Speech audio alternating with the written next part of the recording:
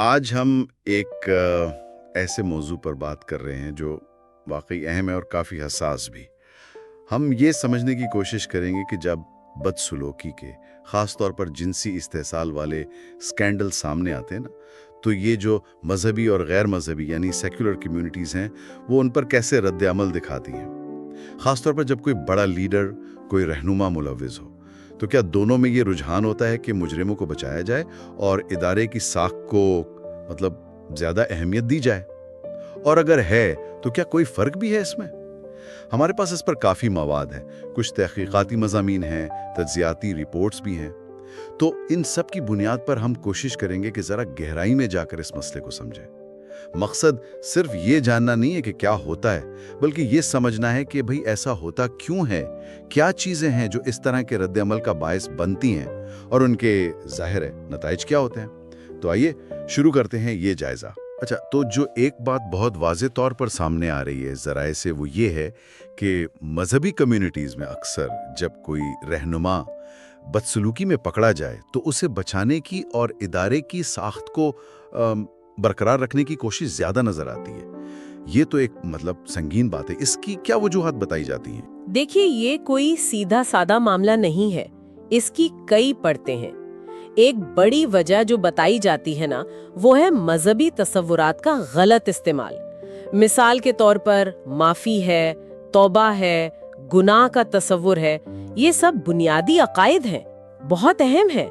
लेकिन जराए बताते हैं कि बाज़ औक़ात उन्हें इस तरह पेश किया जाता है, तोड़ मड़ोड़ कर, कि मुतासरीन पर दबाव डाला जाता है कि भाई खामोश रहो या बहुत जल्दी बगैर किसी हकीकी इंसाफ के सुलह कर लो। इससे होता क्या है कि एहतिसाब का जो अमल है वो बुरी तरह मुतासिर हो जाता है। कभी कभी तो वो दूसरा गाल पेश करने वाली बात या बाइबल में जो मैथ्यू 18 का मुफामती अमल है, उसे बिल्कुल गलत तरीके से इस्तेमाल किया जाता है, मुजरिम को बचाने के लिए, ना कि मुतासरा को इंसाफ दिलाने के लिए। ये तो हुई अकायद के गलत इस्तेमाल की बात। लेकिन क्या इन तंजीमों का जो अपना ढांचा होता है, जो साख्त होती है, उसका भी कोई किरदार है, खास तौर पर जहां वो एक हायरार्की होती है, इख्तियारात की दर्जाबंदी? यकीनन, बिल्कुल है। बहुत सी मजहबी तंजीमों में इख्तियारात का एक बहुत वाज़े और अक्सर सख्त दर्जाबंदी का निज़ाम होता है। रहनुमाओं को आप देखें, सिर्फ मुंतजिम नहीं समझा जाता, उन्हें अक्सर ये समझा जाता है कि वो खुदा की तरफ से मुकर्रर है या उनके पास कोई ख़ास रूहानी अख्तियार है। एक इस्तिलाल भी इस्तेमाल होती है, सैंक्टिटी ऑफ द ऑफिस, यानी ओहदे का तक़द्दुस। अब इस सोच के तहत रहनुमा पर सवाल उठाना बाज़ औक़ात ऐसा समझा जाता है जैसे आप बराह रास्त इदारे पर या शायद खुदा की अथॉरिटी पर सवाल उठा रहे हैं। तो ये जो ताकत का अदम तवाज़ुन है ना, ये मुतासिरीन के लिए बहुत मुश्किल पैदा कर देता है। उनके लिए अपनी आवाज़ उठाना और फिर अपनी बात मनवाना, इस पर यकीन दिलाना, ये बहुत मुश्किल हो जाता है। तो फिर ये जो ओहदे का तक़द्दुस है और इदारे की साख बचाने की फ़िक्र, क्या ये चीज़ें मुतासिरीन के इंसाफ पर हावी हो जाती हैं? ज़्यादातर मामलात में बदकिस्मती से ऐसा ही होता है। इसके लिए एक और इस्तिलाह भी इस्तेमाल हुई है, इदारा जाती धोखादेही या इंस्टीट्यूशनल बिट्रियल। ये वो सूरत हाल है जब इदारा, जिस पर लोगों का इतना भरोसा होता है, वो अपने ही लोगों को, खास तौर पर जो कमज़ोर है, उन्हें तहफ़्फ़ुज़ देने में नाकाम रहता है। क्यों? क्योंकि उसकी पहली तरजीह अपनी साख बचाना बन जाती है। आप सोचें ना, बहुत से लोगों के लिए उनकी मजहबी कम्युनिटी सिर्फ एक इबादत की जगह नहीं होती, वो उनकी पूरी पहचान होती है, उनका सोशल सर्कल, उनकी जज्बाती, कभी कभी तो माली मदद का मरकज़ भी। तो जब क़यादत की सतह पर ऐसी बदसलूकी सामने आती है तो ये पूरे सिस्टम पर एतमाद को हिला सकती है। इसलिए एक शदीद दबाव होता है कि भाई मामले को दबा दो, अंदर ही रखो, बाहर स्कैंडल ना बने, ताकि कम्युनिटी का जो इज्तिमाई ईमान है वो महफूज रहे। ये एक बहुत खतरनाक सोच है कि चंद लोगों के इंसाफ के लिए अक्सरियत की भलाई को दांव पर नहीं लगा सकते। ज़राए में एक हम बमुकाबला वो, यानी अस वर्सेस देम वाली जहनियत का भी काफ़ी जिक्र है। उसका क्या मतलब है यहाँ? जी हाँ, ये भी एक अहम नुक्ता है।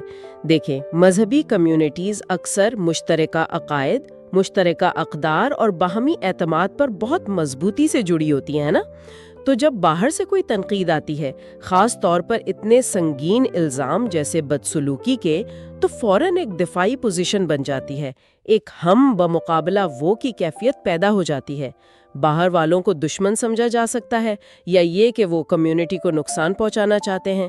الزامات کو بعض اوقات یہ کہہ کر مسترد کر دیا جاتا ہے کہ یہ تو مذہب پر حملہ ہے، اور جو الزام لگانے والا ہے چاہے وہ خود کمیونٹی کا حصہ ہی کیوں نہ ہو، اسے غدار یا اعتماد توڑنے والا قرار دے کے بالکل اکیلا کیا جا سکتا ہے۔ کچھ ذرائع تو یہ بھی بتاتے ہیں کہ ایسے الزامات کو شیطان کا حملہ یا دشمن کی سازش قرار دے کے رد کر دیا جاتا ہے، مقصد اندرونی اتحاد برقرار رہے۔ یہ تو بہت ہی پریشان کن صورتحال ہے۔ دو اور اصطلاحات بھی استعمال ہوئی ہیں ذرائع میں، ایک روحانی gas lighting, spiritual gas lighting, اور دوسری بند نظام، کلوزڈ سسٹمز۔ یہ کیا چیزیں ہیں اور یہ کیسے کام کرتی ہیں؟ جی، یہ دونوں بھی اسی مسئلے سے جڑی ہوئی ہیں۔ روحانی گیس لائٹنگ یہ تو ایک بہت ہی خطرناک نفسیاتی حربہ ہے۔ اس میں ہوتا یہ ہے کہ متاثرہ شخص کو یہ یقین دلانے کی کوشش کی جاتی ہے کہ جو کچھ اس کے ساتھ ہوا وہ یا تو اس کی اپنی غلط فہمی ہے، یا اس کے ایمان میں کوئی کمی ہے، یا یہ کہ اسے شیطان استعمال کر رہا ہے کمیونٹی کو بدنام کرنے کے لیے۔ اس سے متاثرہ شخص اپنے ہی تجربے پر، اپنی یادداشت پر، حتیٰ کہ اپنی عقل پر شک کرنے لگتا ہے۔ یہ اس کی تکلیف کو کئی گنا بڑھا دیتا ہے۔ اور دوسری اصطلاح بند نظام یعنی کلوزڈ سسٹمز۔ بہت سی مذہبی تنظیمیں، خاص طور پر جن میں وہ سخت درجہ بندی ہوتی ہے، وہ ایک بند نظام کی طرح کام کرتی ہیں۔ ان کا اپنا ایک اندرونی خود کو ہی نگرانی کرنے والا نظام ہوتا ہے۔ باہر سے کوئی مداخلت نہیں ہوتی، کوئی آزاد HR ڈپارٹمنٹ نہیں ہوتا، نہ ہی کوئی ایسا بورڈ جو باہر کی دنیا کو جواب دہ ہو۔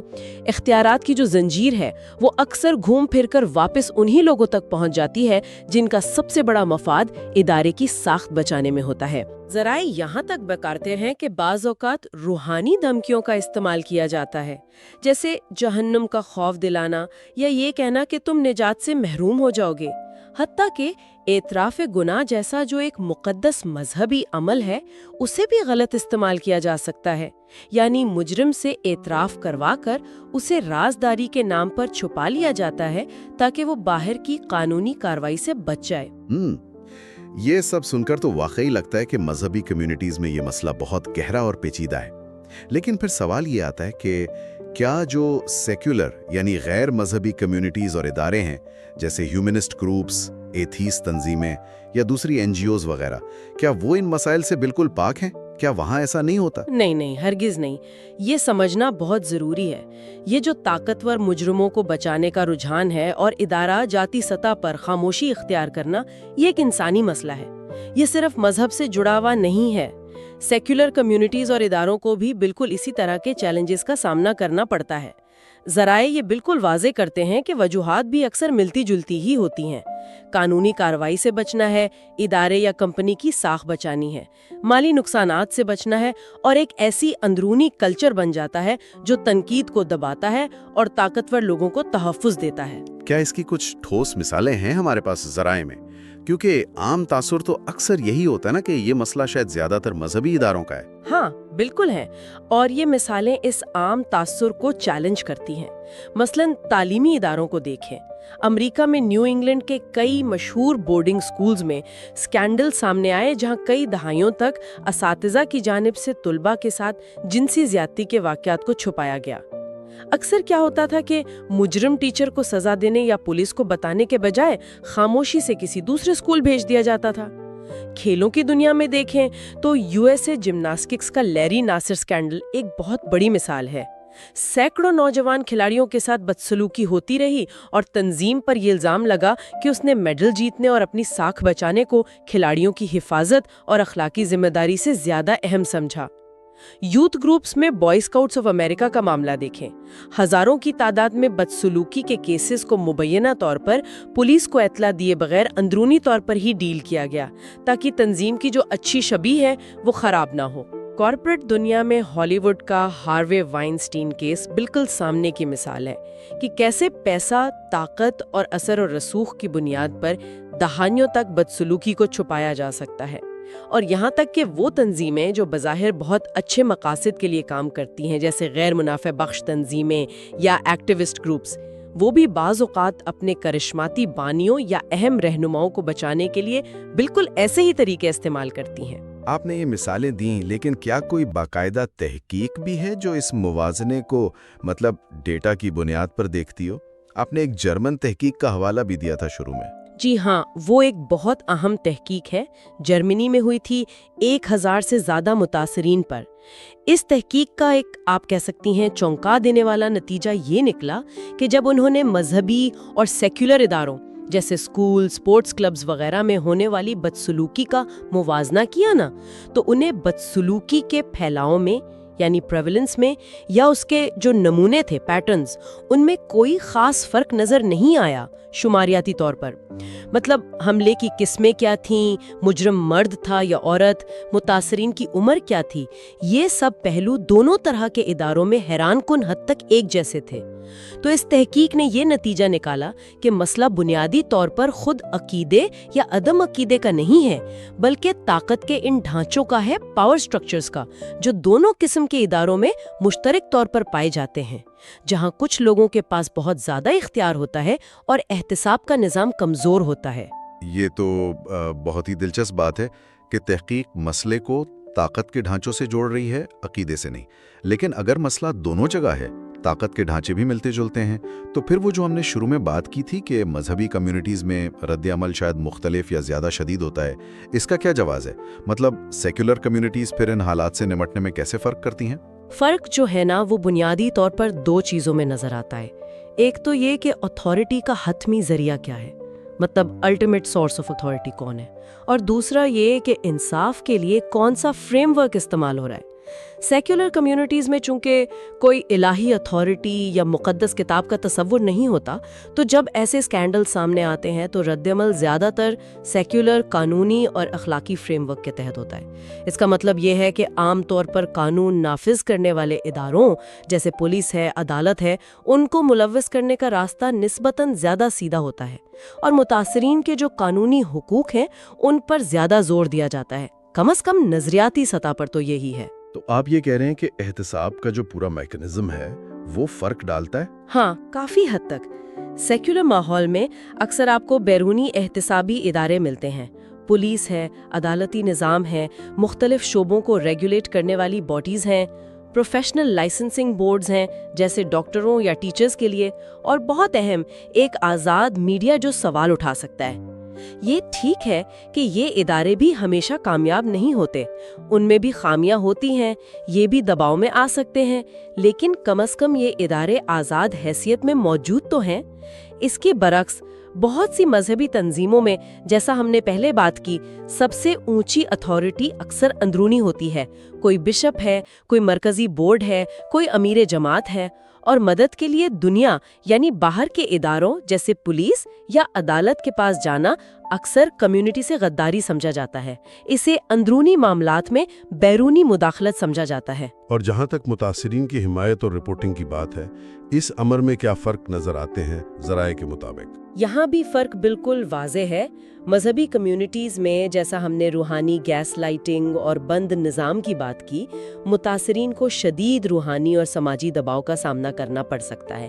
جہنم کی دھمکی، کمیونٹی سے بالکل نکال دیے جانے کا خوف، یہ سب رپورٹنگ میں بہت بڑی رکاوٹیں بنتی ہیں، اور چونکہ ان کی پوری شناخت، پوری سماجی زندگی اسی کمیونٹی سے جڑی ہوتی ہے، اس لیے باہر نکل کر بولنا اور بھی مشکل ہو جاتا ہے۔ اس وجہ سے اندازہ یہی ہے کہ رپورٹنگ کی شرح ان کمیونٹیز میں کم ہو سکتی ہے۔ دوسری طرف سیکولر سیٹنگز میں اگرچہ وہاں بھی طاقت کا خوف ہوتا ہے، نوکری جانے کا ڈر ہوتا ہے، بدنامی کا خطرہ ہوتا ہے، یہ رکاوٹیں وہاں بھی ہیں، لیکن عام طور پر قانونی حقوق پر زیادہ زور ہوتا ہے، نفسیاتی مدد یا تھراپی کے لیے بھیجنے کا رجحان بھی شاید زیادہ ہوتا ہے۔ متاثرین کے لیے سول مقدمات دائر کرنے یا اگر وہ ادارے کے اندر سے ہیں تو وسل بلور کے طور پر تحفظ حاصل کرنے کے قانونی راستے نسبتاً زیادہ واضح ہو سکتے ہیں۔ اچھا، اور جب یہ ادارے کوشش کرتے ہیں اصلاحات لانے کی یا نظام کو بہتر بنانے کی، تو کیا اس عمل میں بھی کوئی فرق نظر آتا ہے؟ جی بالکل، سیکولر اداروں میں اکثر جو عوامی دباؤ ہوتا ہے نا، جیسے بڑے عدالتی کیسز، حکومتی تحقیقات یا #MeToo جیسی عوامی تحریکیں، وہ زیادہ تیزی سے تبدیلی لا سکتا ہے۔ اس دباؤ کے نتیجے میں بعض اوقات زیادہ وسیع اور ٹھوس قسم کی ڈھانچہ جاتی تبدیلیاں آتی ہیں، جیسے کچھ ملکوں میں لازمی رپورٹنگ کے قوانین کو سخت کر دیا گیا یا اداروں کا آزاد آڈٹ کروانا لازمی ہو گیا۔ لیکن یہ بھی یاد رکھنا ضروری ہے کہ اگر ادارے کی جو بنیادی ثقافت ہے، کلچر ہے، وہ تبدیل نہ ہو، یعنی صرف پالیسیاں بدل جائیں مگر رویے نہ بدلیں، تو یہ مسائل دوبارہ بھی پیدا ہو سکتے ہیں۔ مذہبی کمیونٹیز میں اصلاحات کا عمل اکثر زیادہ سست ہوتا ہے۔ یہ زیادہ تر عقیدے کے دائرے میں رہ کر کیا جاتا ہے، جیسے نئی حفاظتی پالیسیاں بنا دیں، اندرونی ٹریننگ کروا دی یا رسمی معافی نامے جاری کر دیے۔ ان اصلاحات کا نفاذ بھی مختلف فرقوں، ذیلی گروہوں یا مقامی جماعتوں میں بہت مختلف ہو سکتا ہے، اور فوجداری مقدمات پر زور دینے یا مجرموں کو قانون کے حوالے کرنے کا رجحان عموماً کم ہوتا ہے۔ تو اس کا مطلب یہ ہوا کہ جو انصاف کا تصور ہے بذات خود، وہ بھی دونوں جگہ مختلف ہے؟ بالکل، یہ ایک بہت کلیدی نقطہ ہے۔ سیکولر تناظر میں جب ہم انصاف کی بات کرتے ہیں تو عام طور پر مقصد ہوتا ہے قانونی اور بحالی کا عمل، یعنی لیگل اینڈ ریسٹوریٹو جسٹس، مطلب قانون کے مطابق مجرم کو سزا دی جائے، متاثرین کو جو نقصان پہنچا ہے اس کا ازالہ ہو، جیسے مالی معاوضہ، اور مستقبل میں ایسے واقعات کو روکنے کے لیے نظام میں ضروری تبدیلیاں لائی جائیں۔ جبکہ مذہبی تناظر میں مقصد اکثر روحانی مفاہمت یعنی اسپرچول ریکنسیلیشن اور مجرم کی نجات یعنی سیلویشن پر زیادہ مرکوز ہوتا ہے۔ اب یہ بذات خود تو اہم تصورات ہیں، لیکن مسئلہ تب پیدا ہوتا ہے جب یہ نقطۂ نظر انصاف اور احتساب کے جو زمینی عملی تقاضے ہیں ان کو نظر انداز کر دیتا ہے۔ تو اتنی لمبی گفتگو کے بعد ہم اس سب کا کیا خلاصہ نکال سکتے ہیں؟ مطلب اس پوری بحث کا نچوڑ کیا ہے؟ نچوڑ میرے خیال میں یہ ہے کہ طاقتور مجرموں کو بچانا اور ادارے کی ساخت کو ترجیح دینا یہ ایک انسانی کمزوری ہے۔ یہ ہر قسم کے طاقت کے نظام میں پائی جاتی ہے، چاہے وہ مذہبی ہو یا سیکولر۔ تاہم ذرائع یہ ضرور بتاتے ہیں کہ یہ رجحان مذہبی کمیونٹیز میں بعض اوقات زیادہ شدید، زیادہ پیچیدہ اور زیادہ لچکدار یعنی ریزیلینٹ ہو سکتا ہے۔ اس کی ایک بڑی وجہ یہ ہے کہ یہاں جو کنٹرول کے میکانزم ہیں وہ صرف سماجی، معاشی یا قانونی نہیں ہوتے، ان میں ایک روحانی اور بعض اوقات ابدی یعنی اٹرنل جہت بھی شامل ہو جاتی ہے، جیسے نجات یا عذاب کا تصور، خدا کی ناراضگی کا خوف۔ یہ بہت طاقتور اوزار ہیں، اور مزید یہ کہ وہ چیزیں جو ایک جمہوری معاشرے میں طاقت کو جواب دہ ٹھہرانے کے لیے ضروری سمجھی جاتی ہیں، جیسے ایک آزاد پریس جو تحقیقات کر سکے، ایک آزاد عدلیہ جو بغیر دباؤ کے فیصلہ کر سکے، اور انسانی حقوق کے وہ فریم ورک جو فرد کے تحفظ کی بات کرتے ہیں، انہیں اکثر مذہبی نظام کے اندر سے شک کی نگاہ سے دیکھا جاتا ہے یا غیر ضروری بیرونی مداخلت سمجھا جاتا ہے۔ سیکولر نظاموں میں بھی ہم نے دیکھا بھیانک قسم کی ناکامیاں ہوتی ہیں، لیکن ان ناکامیوں کو عموماً انسانی بنائے ہوئے نظاموں کی ناکامی سمجھا جاتا ہے۔ یہ مانا جاتا ہے کہ ان نظاموں میں خامیاں ہیں جنہیں بہتر قوانین سے، بہتر پالیسیوں سے، زیادہ شفافیت سے ٹھیک کیا جا سکتا ہے یا کم از کم کرنے کی کوشش کی جانی چاہیے۔ جبکہ بعض مذہبی سیاق و سباق میں صورتحال یہ بن سکتی ہے کہ احتساب کا مطالبہ کرنا یا ادارے کے اندر اصلاحات کی بات کرنا بھی بعض اوقات خود مذہب یا خدا کے خلاف گناہ سمجھا جانے لگتا ہے۔ بالکل درست کہا آپ نے، اور یہی چیز اندرونی اصلاحات کے عمل کو ناقابل یقین حد تک مشکل بنا دیتی ہے۔ یہ متاثرین کے لیے شفا یابی یعنی ہیلنگ کے عمل کو بھی بہت زیادہ پیچیدہ کر دیتی ہے، کیونکہ انہیں نہ صرف اپنے ساتھ ہوئے ظلم سے نمٹنا ہوتا ہے، بلکہ بعض اوقات اپنی پوری کمیونٹی سے، اپنے عقیدے کے نظام سے، اور حتیٰ کہ اپنے خدا کے تصور سے بھی ایک کشمکش کا سامنا کرنا پڑتا ہے۔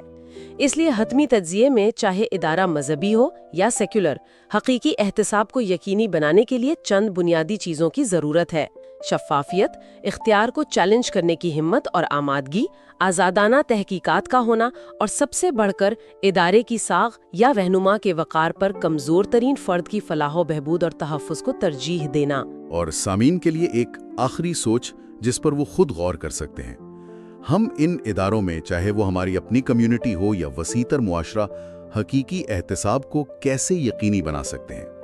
فرد کی سطح پر اور اجتماعی طور پر ऐसी क्या तब्दीलियां लाई जा सकती हैं जिनसे ताकतवर का तहफ़्फ़ुज़ न हो, बल्कि हर मुतासरा फ़र्द को बरवक्त, मुकम्मल और बामानी इंसाफ मिल सके? ये वो सवाल है जो हम सब के लिए अहम है।